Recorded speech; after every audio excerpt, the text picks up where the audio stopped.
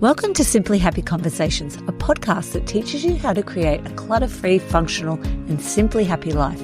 I'm Narelle King, a professional organiser who supports families with practical steps to simplify their lives and create a more organised home. I'm passionate about supporting neurodivergent families and individuals like myself. Imagine this. It's a busy Wednesday night and you're trying to get ready a quick dinner after a long day for your whole family. You head to the pantry, searching for the pasta that you swear that you had bought last week, and it's somewhere in there. And behind a tower of cans and a jumble of half-empty spice containers, you eventually find it. Does this sound familiar? Today, I'm going to walk you through a step-by-step guide to organize your pantry to help you with meal planning and inspire your cooking and also promote healthy eating. Let's jump into this Simply Happy conversation. Welcome to Simply Happy Conversations. Today, I'm going to be talking about pantries and share with you a step-by-step guide to organizing your pantry. And the benefits of having a organized pantry is that then you have an inventory of what you have. And it means that when you're going shopping, you're going to be able to save money and time and even energy, because you're not just grabbing whatever it is you think you need. You're actually purchasing things that you know you need. I know we all have that time when you go to the supermarket and you think, I probably need tins of tomato. You grab a couple, you get home and you realize, I already have 10 there. This way, by having an organized pantry, you're only going to buy what you need instead of just grabbing extra things. I also hear from clients when I work with them that it really inspires them to cook when they've got a tidy, organized pantry and they can see everything that they might like to use. It also may encourage you to cook more nutritious meals because you know what you have, and you can probably be a little bit more adventurous because you can see everything. So let's start. Step 1 is to clear and clean your pantry. So take everything out and then clean shelf by shelf. I have done it though, where we've done one shelf at a time, just because of the amount of time that I've had with that client and also the overwhelm that it can sometimes cause. The ideal thing is to take it all out at one time, wipe down the shelves with some sort of disinfectant, and then just let it dry. Step 2 is to check the expiry date on all of your cans, packets, and there may be items that you have actually opened and are sitting in the back of the pantry. So when you go to the supermarket next, purchasing a new item and starting fresh. Another thing to think about is asking yourself and your family, are you still eating this particular food? If you're finding something that's in the back of the pantry, it's like for me, it was rice cakes. Everyone loved rice cakes a couple of years ago, and now no one has opened them. No one has touched them. They're actually past their use by date. So I actually wouldn't even buy them again. So having that conversation with your family, you can then identify the things that people aren't eating anymore, and then you're not going to be purchasing it in the future. Step 3 is categorize the items. Sometimes when I pull the items out of the pantry, I'll categorize as I go, but that's because I've had so much experience and done so many pantries. You might find it easier to take it all out, and then once it's all out, then categorize the items into similar groups. So you'll organize the food like grains. It might be your rice, pasta, quinoa, those things together. Then you might have all your canned items together, like it might be vegetables, soups, or it could even be like meals versus ingredients. So it might be like cans of beans and cans of vegetables and cans of like tin tomatoes comes to mind.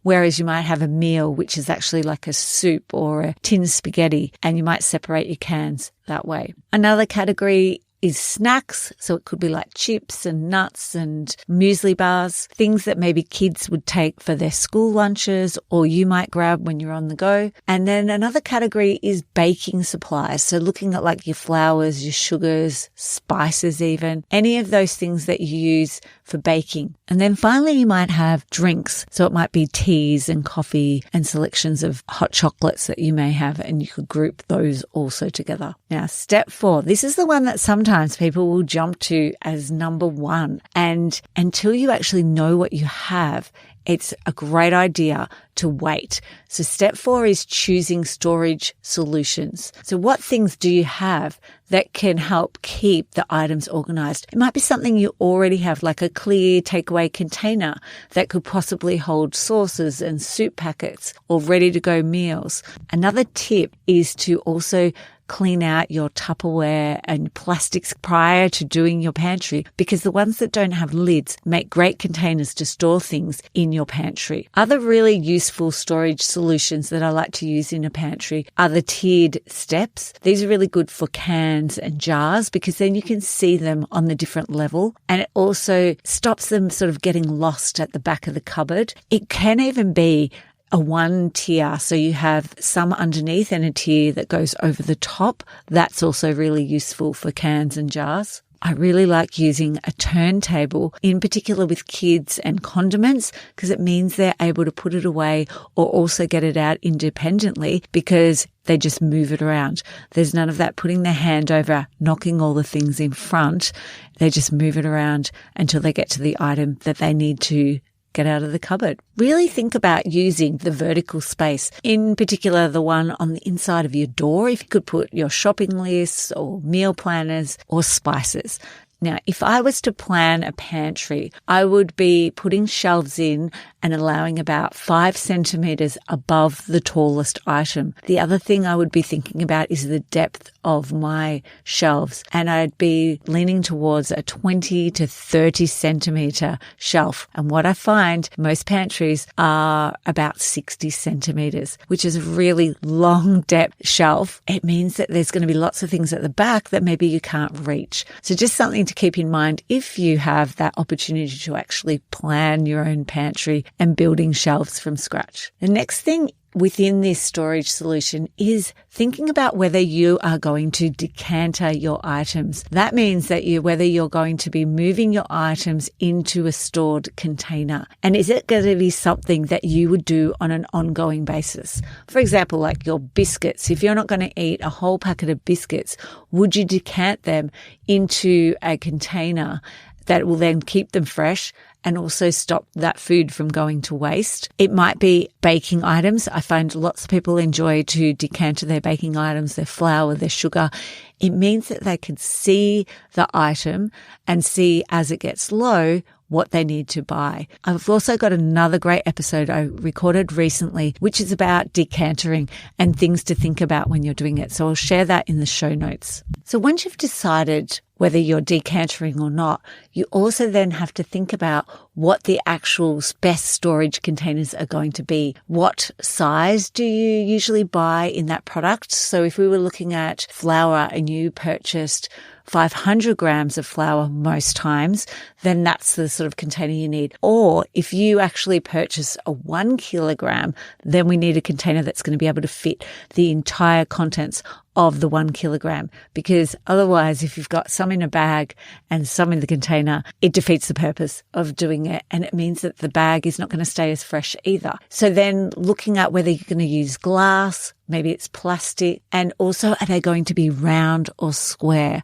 I have lots of clients who choose round glass jars because they have them. The only problem is it does take up more space. So just thinking about whether your pantry is big enough to accommodate round or whether you need to look at square because they actually stack on top of each other a lot better than all round ones do. Also, don't forget to label the items so that you know what's inside, because self-raising flour, plain flour, they sort of look the same, but we need those labeled so that we're using the right ones for the right recipe. Step 5 is arranging the pantry strategically. You're going to decide on the zones in the pantry for different categories. What items do you use on a regular basis because you're going to put them in prime real estate? And prime real estate is the area that's between your head and your hips.